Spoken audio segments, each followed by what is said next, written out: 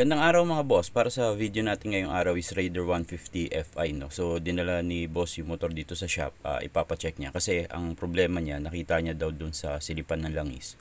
Kulay brown yung langis niya. So yun yung titingnan natin mga boss.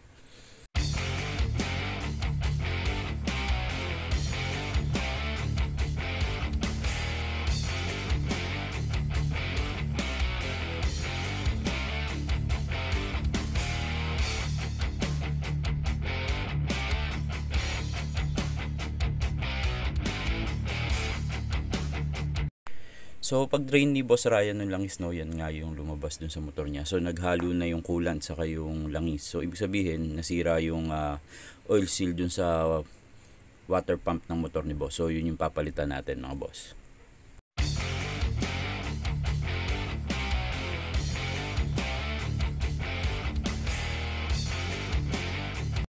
So pagbaklas ni Boss Ryan ng oil filter, yan yung nakuha niya, no. So yung ginamit dun sa motor ni Boss is peke na oil filter. So kung mapapansin niyo, nasira siya.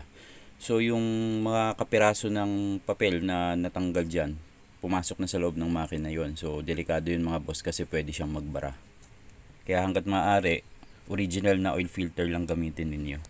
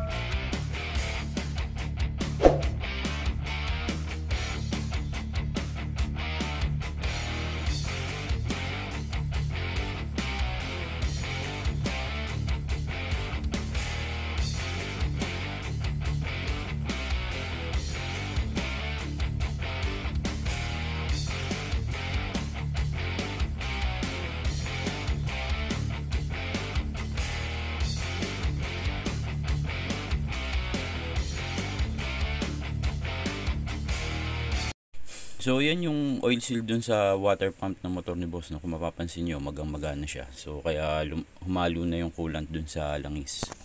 So yung nasa kaliwa, yun yung galing dun sa motor ni Boss, no. Tapos yung sa kanan, yun yung bago na ipapalit. So kung mapapansin yung itsura, talagang sirang-sira yung galing dun sa motor ni Boss.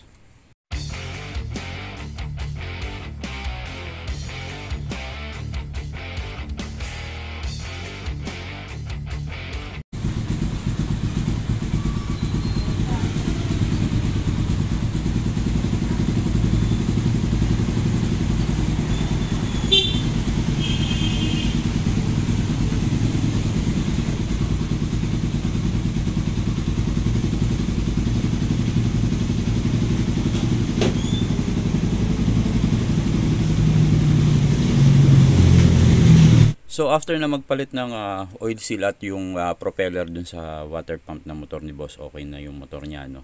So para dun sa mga gusto magpa-check ng motor nila, pasya lang kayo dito sa shop mga boss para matingnan natin yung motor ninyo.